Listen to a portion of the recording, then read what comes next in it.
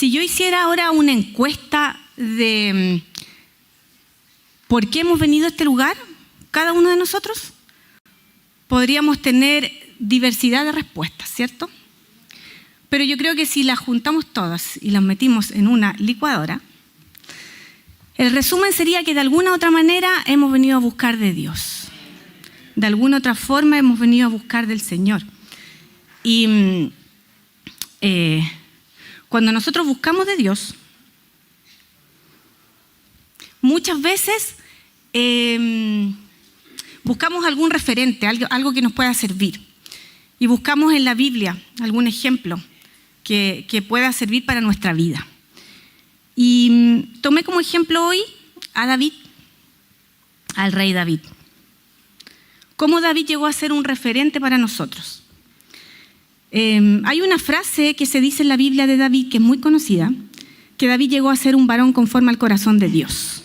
Y esa frase la hemos escuchado muchas veces y la hemos utilizado muchas veces porque yo creo que a todos nos gustaría ser de esa manera. Yo creo que más de una vez uno le ha dicho al Señor, Señor, yo quiero ser una mujer, en mi caso, conforme a tu corazón. Yo quiero ser un hombre conforme a tu corazón. Y esta frase es tan potente que ha inspirado literatura. Hay libros que se llaman Un hombre conforme al corazón de Dios, Una mujer conforme al corazón de Dios, Un joven conforme al corazón de Dios, Un matrimonio conforme al corazón de Dios. Porque es una frase muy potente. Yo creo que todos queremos ser conforme al corazón del Señor. Pero antes que David llegara a ser este hombre conforme al corazón de Dios, él pasó por muchas cosas. Él pasó por muchas situaciones que se nos ha enseñado, ¿cierto? De aquí mismo se ha predicado y conocemos la historia de David. Y él tuvo que pasar por varios episodios y uno de esos episodios quiero compartir un poquito ahora, que va a ser el contexto que nos va a poder introducir en el texto que vamos a estudiar ahora, que fue algo que le ocurrió a David. Y esto nos va a llevar, ¿cierto?, a leer el Salmo 34. Me gustaría que mientras tanto lo puedan buscar.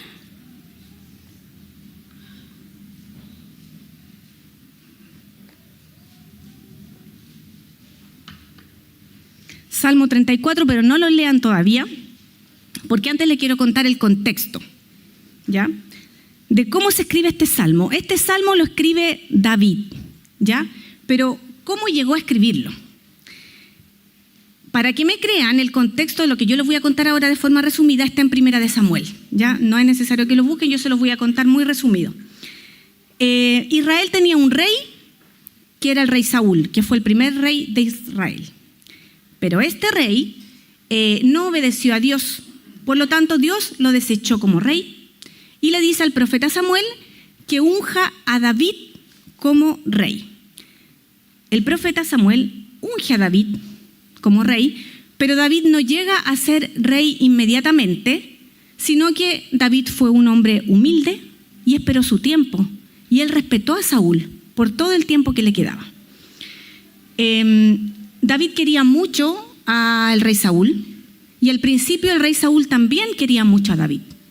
Se nos cuentan muchas historias y unas tantas tenían que ver con que David en el palacio tocaba el arpa cuando el rey Saúl estaba atormentado y el rey se calmaba.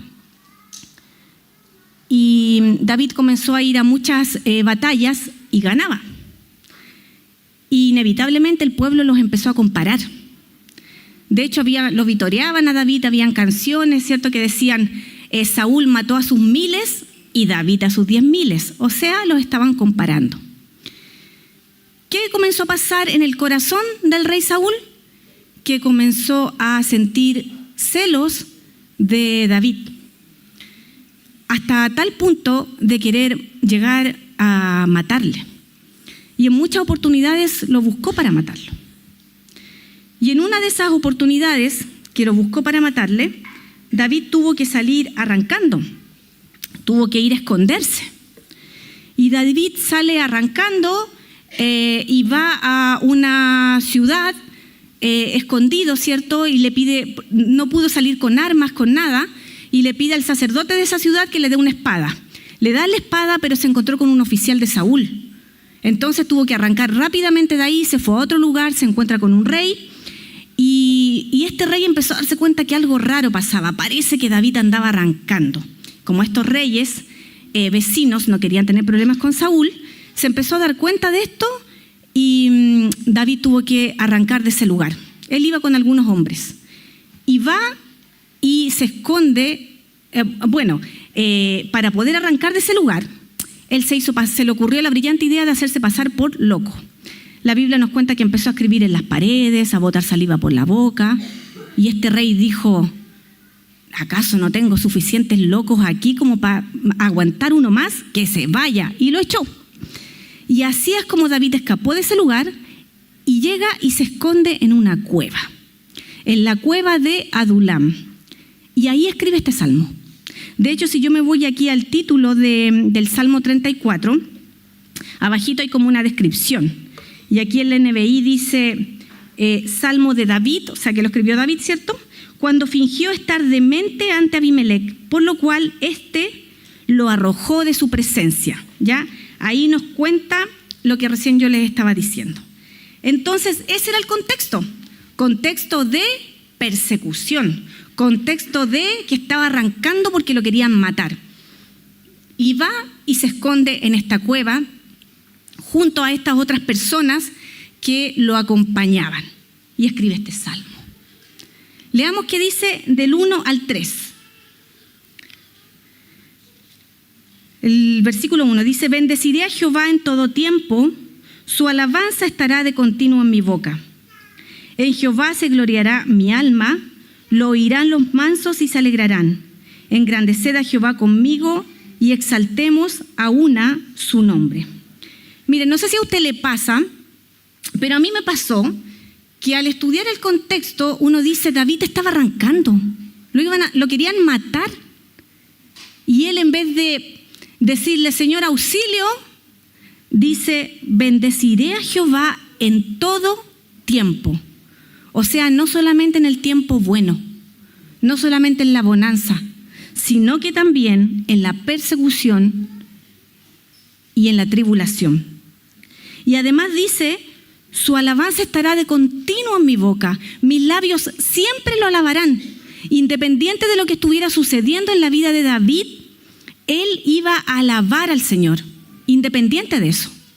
Muchas veces para nosotros es difícil entender porque nosotros creemos que a veces alabar al Señor es solo cuando estamos contentos. Pero hemos aprendido a través de las Escrituras que alabar al Señor es aún cuando estamos pasando por aflicción. El versículo 3, David le dice a estos hombres que lo acompañaban, porque no estaba solo. De hecho, llegaron algunos de sus hermanos ahí a ese lugar cuando supieron que David estaba escondido. Llegaron a acompañarle. Y él a todos los que estaban con él les dice: engrandeced a Jehová conmigo, engrandezcamos al Señor. Él le insta a los que están con él a que engrandezcan al Señor y a que exalten su nombre. A pesar de la situación, le dice: exaltemos al Señor. Vamos a leer ahora del 4 al 8. Dice: busqué a Jehová y él me oyó y me libró de todos mis temores. Los que miraron a él fueron alumbrados y sus rostros no fueron avergonzados. Este pobre clamó y lo oyó Jehová y lo libró de todas sus angustias.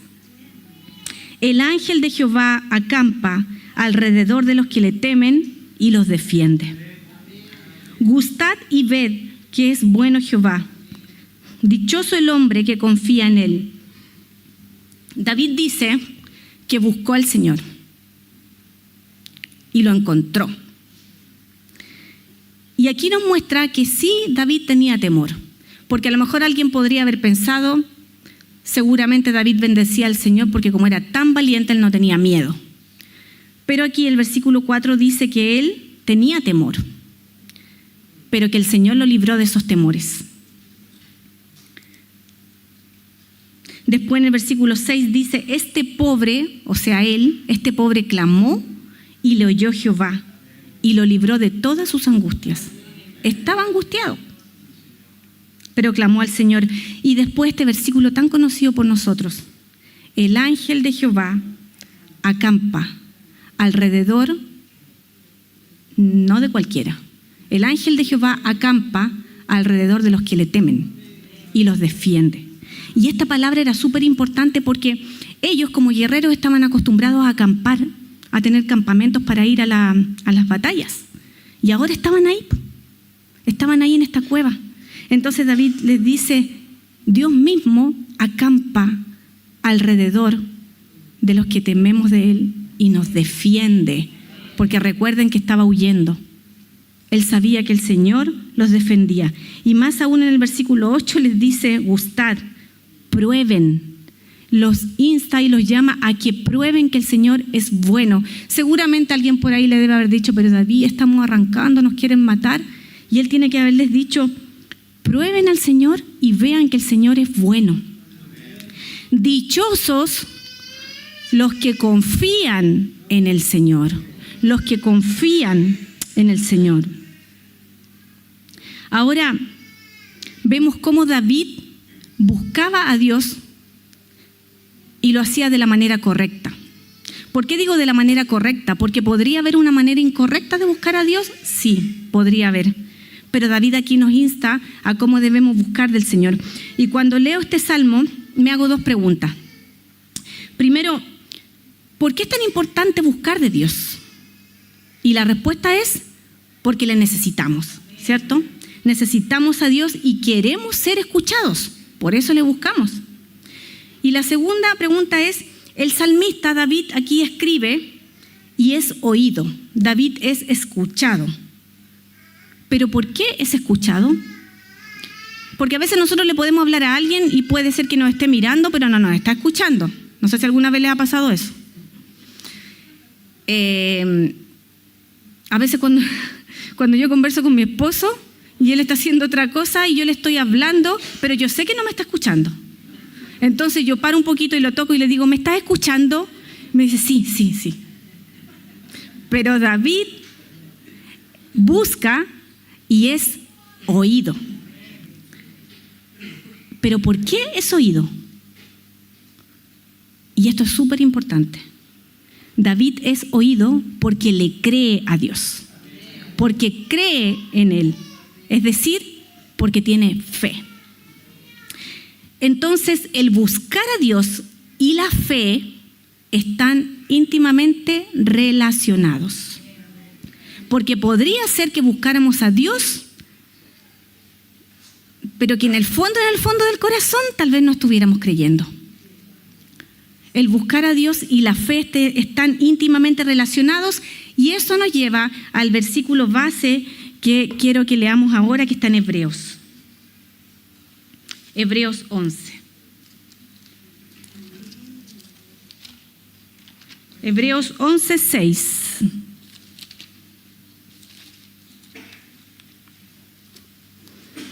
Hebreos 11, 6. Dice, pero sin fe es imposible agradar a Dios, porque es necesario que el que se acerca a Dios crea que le hay y que es galardonador de los que le buscan. Es necesario que el que se acerca a Dios crea que le hay. Y quiero hacer énfasis porque de verdad que muchas veces yo misma me he encontrado tal vez no buscando de la manera correcta.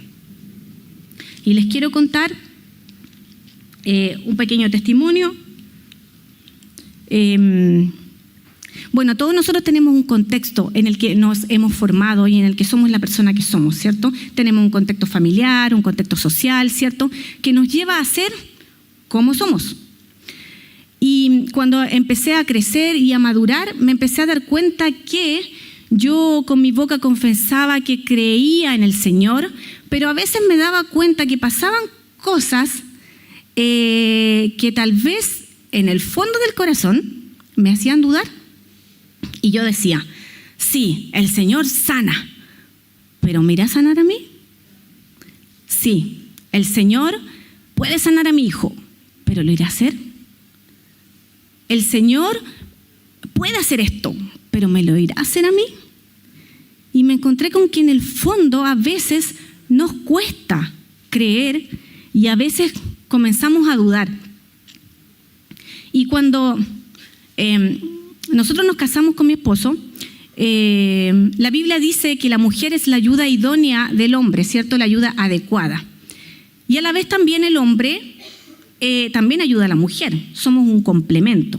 Y debiéramos edificarnos mutuamente y debiéramos, ¿cierto?, principalmente crecer espiritualmente. Para eso nos junta el Señor, ¿cierto? Para que podamos crecer en distintas áreas, pero principalmente en lo espiritual.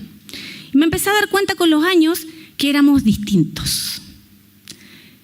A él le costaba menos confiar en el Señor. Y yo me empecé a dar cuenta y me empecé a analizar cuando crecí, cuando ya era más grande y hasta hace poco aún, que yo había tenido un contexto de muchas inseguridades. Y eso me hacía ser un poco insegura de lo que Dios podía hacer conmigo. Porque yo decía, Dios sana, Dios es todopoderoso, pero ¿lo querrá hacer? Entonces, ese era mi contexto, pero mi esposo tenía otro contexto. Y fue así como a lo largo de nuestra vida, ¿cierto? Ustedes han pasado pruebas, todos hemos pasado pruebas. A nadie le gusta pasar pruebas. Yo no sé si hay alguien que diga, me encanta estar enfermo, me encanta estar sin trabajo. Yo creo que nadie.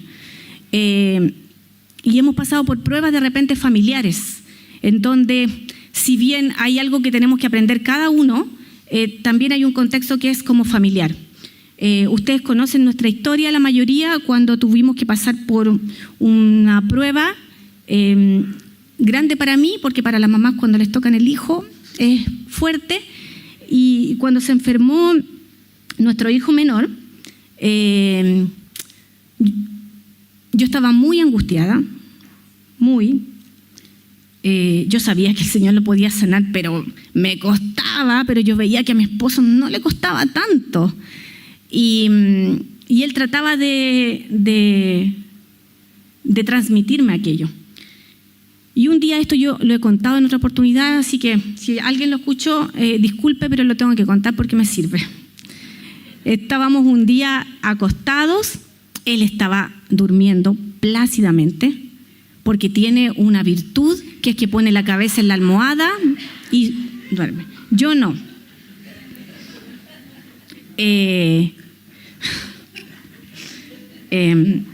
Yo no podía dormir y había una palabra que rondaba mi cabeza, un versículo que está en 2 de Corintios, que estamos atribulados en todo, mas no angustiados, en apuros, mas no desesperados, perseguidos, mas no desamparados, derribados, pero no destruidos.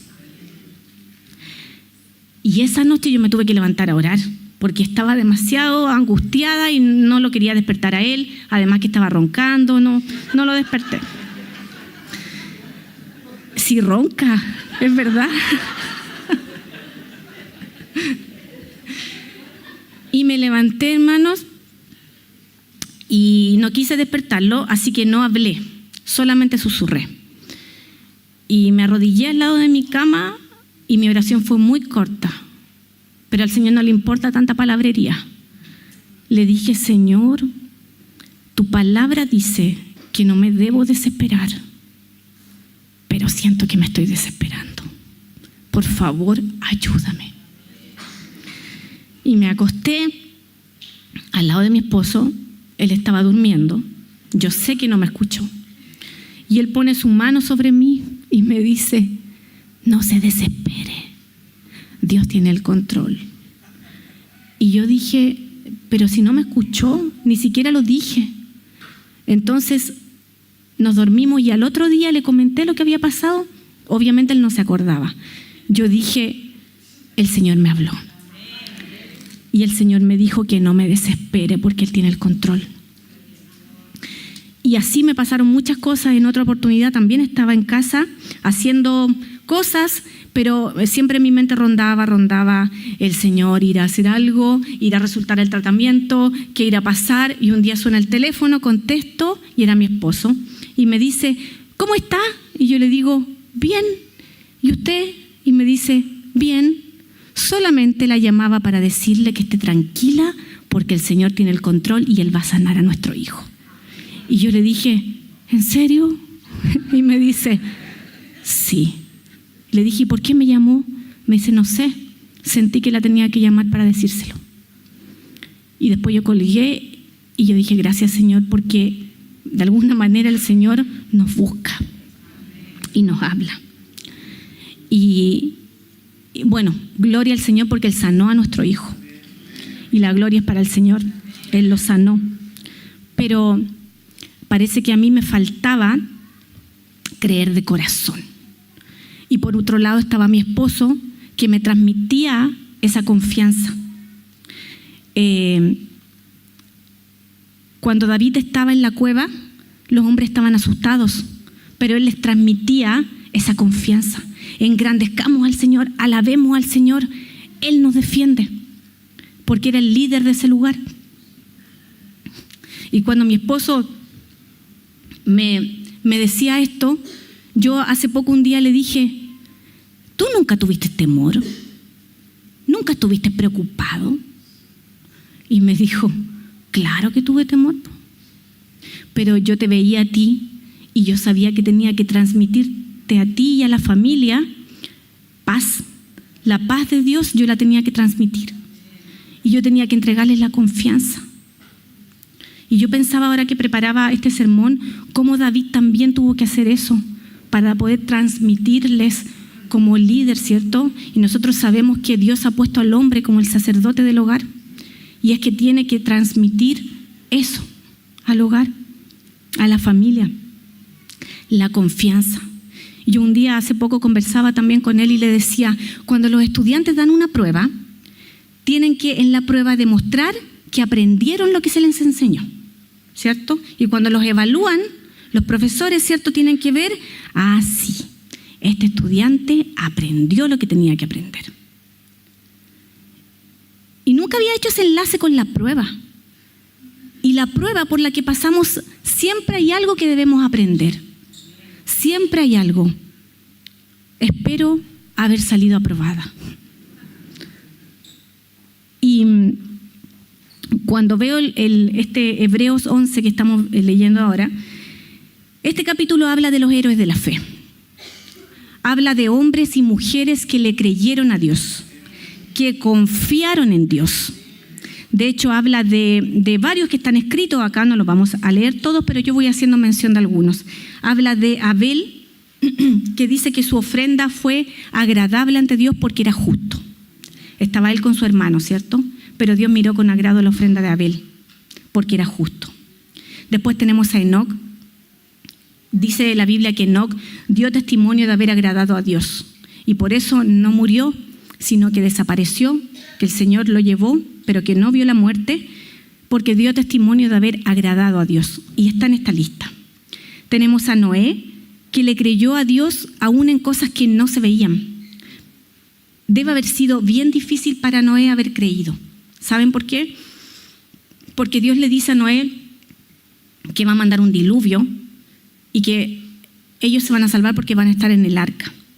Todos los que van a estar afuera van a morir ahogados, porque va a llover tanto. Pero no debe haber sido fácil creer, porque en ese tiempo no llovía de la manera en que nosotros hemos visto llover ahora, ¿cierto? De arriba para abajo. Es que no llovía así. En Génesis 2 dice que la tierra irrigaba un vapor de abajo y subía, y eso regaba. Entonces debe haber sido difícil para Noé creer que iba a ser así. Por eso dice, le creyó a Dios en cosas que aún no se veían, pero le creyó. Nosotros muchas veces buscamos la seguridad y Noé creyó. Y después tenemos con algo muy parecido a Abraham, que dice también que obedeció a Dios sin saber a dónde iba. Abraham estaba en una ciudad lejana, Dios le dice, sal de tu tierra y de tu parentela y ándate a este otro lugar que yo te mostraré. Y Abraham no sabía dónde iba y le creyó a Dios y salió. Después tenemos, ¿cierto?, la misma Sara, su esposa, ¿cierto? Sabemos que ellos no podían tener hijos, que Sara era estéril, que además ya eran viejitos, pero que Sara concibió un hijo porque creyó en la promesa que Dios le había dado. Y también fue difícil para ellos creerlo, porque conocemos la historia. Y en el versículo 12 lo voy a leer, dice: por lo cual también de uno, y este ya casi muerto, o sea, Abraham, porque estaba viejito, salieron como las estrellas del cielo en multitud y como la arena innumerable que está a la orilla del mar. Ellos alcanzó a ver en parte esto. Porque recuerden que Dios le dice a Abraham: mira las estrellas del cielo, ¿las puedes contar? No. Mira la arena que está a la orilla del mar, ¿la puedes contar? No. Asimismo será tu descendencia. Tan innumerable que no la voy a poder contar, así. Y él no tenía hijos en ese momento. Y el versículo 13 dice que conforme a la fe murieron todos estos sin haber recibido lo prometido, sino mirándolo de lejos y creyéndolo y saludándolo. Ellos murieron sin haber alcanzado tal vez la promesa completa, pero sí hubo algo que pudieron ver en el momento. Porque Noé alcanzó a ver cuando vino el diluvio y cuando realmente los que quedaron afuera murieron y ellos se salvaron.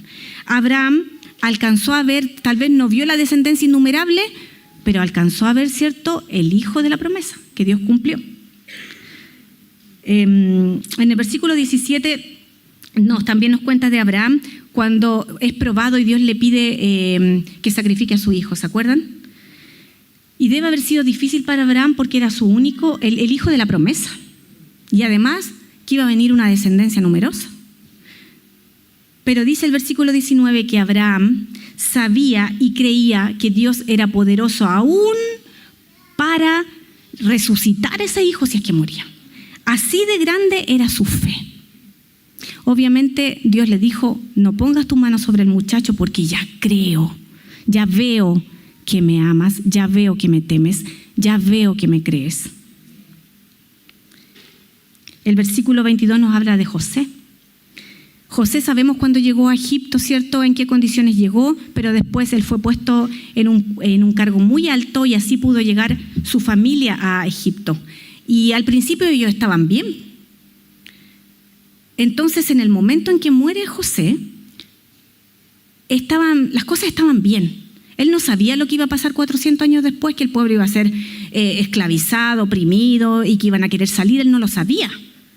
Pero él sí creía que había una promesa de que un día ellos iban a salir de ese lugar. Lo creía. Entonces, antes de morir, él le menciona a su familia que cuando se fueran de Egipto, porque él sabía que había una promesa que un día iban a salir, que cuando se fueran de Egipto se llevaran sus huesos. Porque creía. A pesar de que estaba bien ahí, él sabía que algo iba a pasar, pero que iban a salir de ahí en algún momento. Y así fue. 400 años después, ¿cierto?, viene Moisés. Y también acá en este capítulo se nos habla de que Moisés escogió ser maltratado con el pueblo antes de gozar de los privilegios que tenía en el palacio. Pero hay una frase que se utiliza acá en el versículo 26 que dice que Moisés hizo esto porque tenía su mirada puesta en el galardón. Al igual que David, que también está en esta lista, tenía su mirada puesta en el galardón. Y leíamos que es necesario que el que se acerca a Dios crea que le hay, ¿cierto? Eso lo vimos. Pero dice otra cosa más. Hay otra cosa que debemos creer. Que Dios es galardonador de los que le buscan. Dios es galardonador de los que le buscan. ¿Qué es el galardón? La NBI lo traduce como recompensa, como premio. ¿Cuál es nuestro galardón? Primero, es Dios mismo, ¿cierto? Es poder conocer a Dios. Porque a través, ¿cierto?, de las pruebas conocemos a Dios. Y cuando conocemos a Dios, eso cambia toda la esfera de nuestra vida. Cuando conocemos a Dios, nada es igual porque tenemos esperanza, tenemos confianza, creemos en sus promesas, le creemos, ¿cierto?, experimentamos su presencia. Y el galardón puede ser también futuro, porque yo creo, ¿cierto?, siempre hablamos de que nuestro mayor galardón va a ser cuando le veamos cara a cara, ¿cierto? Y es lo que todos esperamos, verle. Y ese es nuestro galardón futuro. pero también hay un galardón presente, también hay una recompensa presente. Cuando Dios le da a Abraham esta promesa, ¿cierto?, que fue futura, que vimos que habían muerto sin tal vez haberla visto, pero también hubo algo que Abraham vio y era presente. En Génesis 15:1 dice: después de estas cosas vino la palabra de Jehová a Abraham en visión, diciendo: no temas, Abraham, yo soy tu escudo y tu galardón será sobremanera grande. Y él vio ese galardón cuando nació su hijo, cuando nació Isaac. Por lo tanto, el galardón es futuro, pero también es presente. La Biblia dice, y no lo estoy diciendo yo y no lo estoy inventando yo, la Biblia acá dice que es necesario que el que se acerca a Dios crea que le hay, pero además dice que crea que es galardonador de los que le buscan. Dios recompensa a los que le buscan. Dios premia a los que le buscan. Y eso es necesario que lo sepamos. Porque nosotros a veces decimos la salvación no es por obras. Sí, la salvación no es por obras. Es un regalo. Pero acá dice, ¿cierto? Y que es otra cosa, que Dios recompensa a los hijos que le buscan. Que hay un galardón. Entonces, así como lo hacía David, nosotros debemos buscar a Dios de la manera correcta. En Deuteronomio 4:29 dice: mas si desde allí buscares a Jehová tu Dios, lo hallarás. Pero si lo buscares de todo tu corazón y de toda tu alma. Para poder conocer a Dios y para poder experimentar su poder, para poder experimentar la bendición de Dios, le debemos buscar con todo nuestro corazón. No solamente de labios. Nuestros labios pueden decir muchas cosas, pero el Señor conoce el corazón. Y Él sabe cuando le buscamos de verdad, porque al Señor no le podemos engañar. Debemos buscarle de corazón. Mateo 7, el 7 y el 8 dice: pedid y se os dará, buscad y hallaréis, llamad y se os abrirá, porque todo aquel que pide, recibe, y el que busca, halla, y al que llama, se le abrirá. Lo sabemos hasta de memoria. Los verbos que están escritos aquí, pedir, buscar, llamar, están escritos en un tiempo que indica una acción continua. Es decir, debemos mantenernos pidiendo, mantenernos buscando y mantenernos llamando.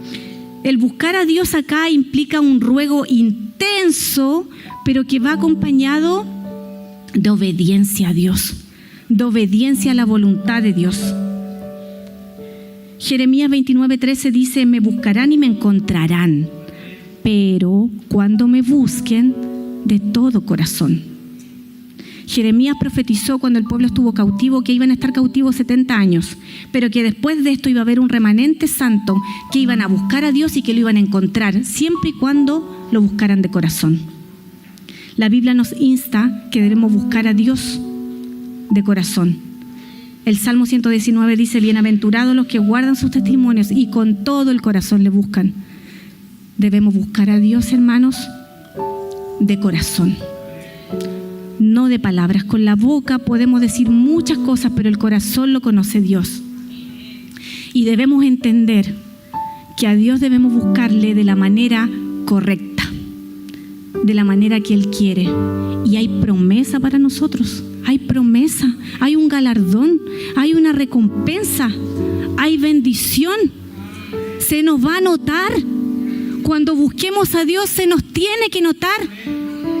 Y así va a ser, pero debemos buscarle de corazón. Le quiero pedir que se ponga de pie. Y yo creo que ya es tiempo de que tomemos decisiones de buscarle de verdad. Queda poco. El Señor ya viene, pero tenemos que buscarle de corazón. Que sea real. y Él nos va a bendecir. Porque su palabra lo dice y el Señor no miente. Dios no es hombre para que mienta. Y Él hoy nos da una nueva oportunidad. Dios es un Dios de oportunidades. Y hoy nuevamente nos da la oportunidad de buscarle y de encontrarle. Vamos a orar. Le pido que cierre sus ojos y vamos a orar. Y si hay alguien que necesita buscar de Dios urgentemente, diligentemente, yo le quiero pedir que como un acto de fe pueda pasar adelante para que los pastores oren por usted. Ya es tiempo de que le busquemos a Dios de corazón. Yo anhelo que Dios bendiga mi vida. Yo anhelo su recompensa futura, pero también la presente.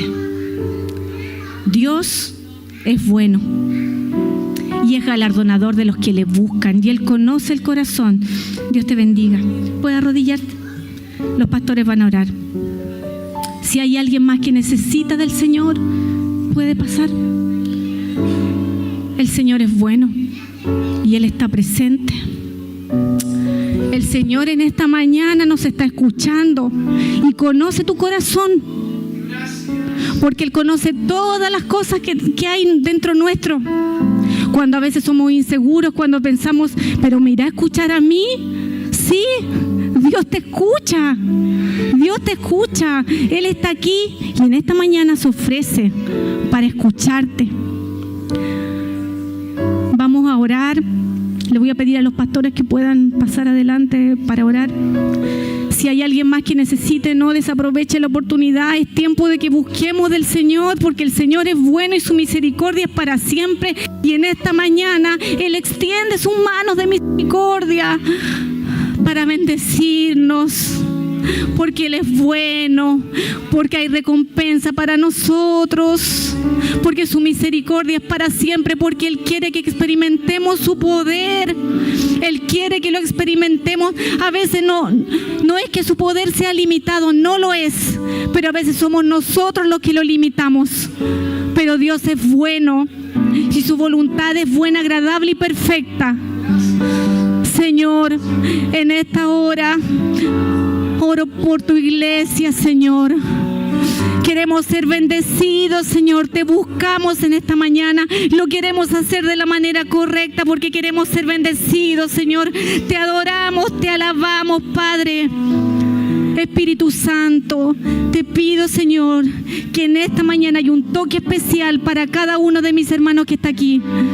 Señor, bendiga sus vidas. Usted conoce su corazón, el corazón de cada uno de ellos, Señor.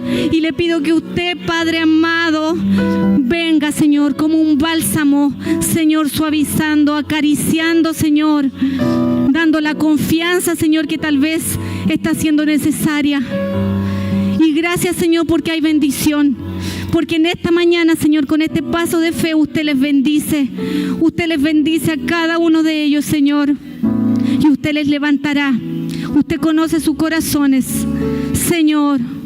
Y si hay alguien que se ha quedado en su puesto, porque tal vez, Señor, no quiso pasar, tal vez le dio vergüenza, Señor, de igual manera, usted está tratando, Señor, con ellos. Bendiga, Señor, sus vidas. Señor, preséntese como el gran yo soy, como el todopoderoso. Te alabamos, Señor, y te bendecimos y te damos gracias, Señor, porque el Dios todopoderoso nos ve, porque el Dios todopoderoso nos oye, porque el Dios todopoderoso nos escucha, nos responde, nos bendice y nos premia. Qué beneficio, qué bendición, Señor, tenemos en usted. Gracias, Señor, porque en el buscarle a usted hay bendición. Queremos que se nos note, Señor. Queremos que cuando nos vean, vean su luz, vean algo especial, porque somos hijos del gran Rey. Gracias, Señor. Te adoramos, Señor. Bendecimos tu nombre. Gracias, Padre. Gracias, Señor. Te exaltamos, Señor. Gracias, Señor. Aleluya. Aleluya. Te alabamos, Señor. Aleluya.